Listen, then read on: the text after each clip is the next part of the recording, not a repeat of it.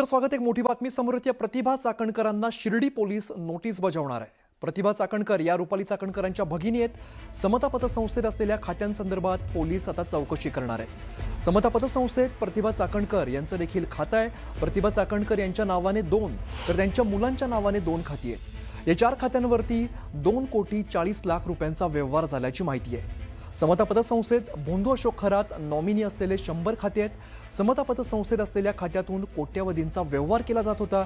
शिर्डी पोलिसांकडून 33 खातेदारांचे जबाब नोंदवण्यात आलेले आहेत। दरम्यान प्रतिभा चाकणकरांचा सुद्धा आता जबाब नोंदवला जाईल, त्याची चौकशी होईल।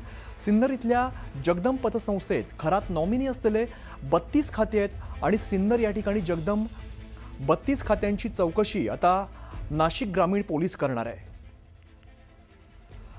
हरीश निमोटे आमचे प्रतिनिधी आपल्याला अधिकची माहिती देतात। हरीश, अतिशय मोठी अपडेट म्हणावी लागेल, कारण प्रतिभा चाकणकरांना आता शिर्डी पोलीस नोटीस बजावणार अशी माहिती येते।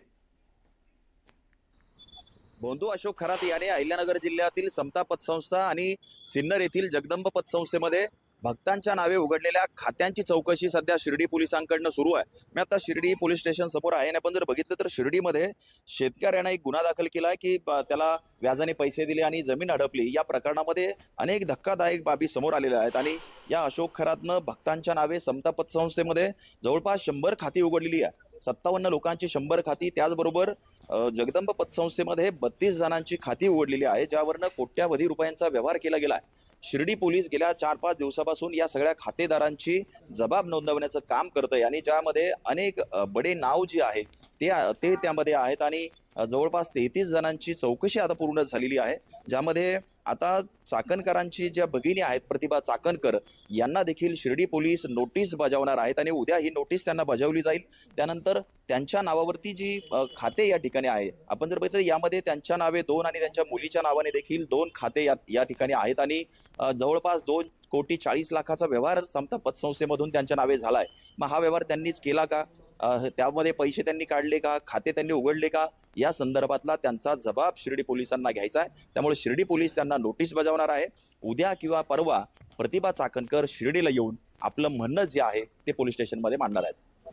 हरीश निमोटे, न्यूज 18 मराठी, शिर्डी, अहिल्यानगर।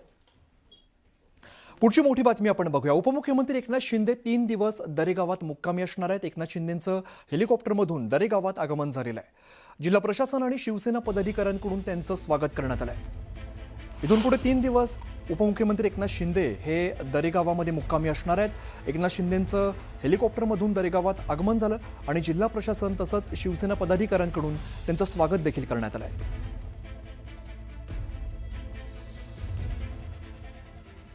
पुढची बातमी आपण बघूया। महाराष्ट्रात लोकशाही राहिलेली नाही, काँग्रेससारख्या मोठ्या पक्षाने या निवडणुकीत माघार घेतली हे लज्जास्पद आहे, असं म्हणत करुणा मुंडेंनी जोरदार निशाणा साधलाय।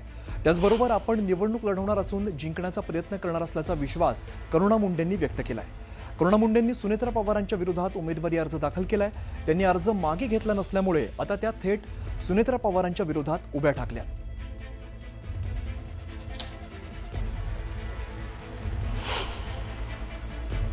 तुम्ही बघू शकता की लोकशाही राहिलेली नाहीये। आज काँग्रेस जैसा राष्ट्रीय पक्ष जे आज आजादीपासून लढत आहे त्यांनी माघार घेतली, तो आज आपल्या महाराष्ट्रासाठी खूप एक लज्जास्पद गोष्ट आहे की काँग्रेस सारखे मोठे पक्षांनी माघार घेतली आणि याच्यामध्ये धन्या मुंडे आणि देवेंद्र फडणवीस साहेब असा विचार करताय की सगळा महाराष्ट्र जे आहे ते आपल्या पद्धतीने चालवणार आहे, तो असं मी होऊ देणार नाही।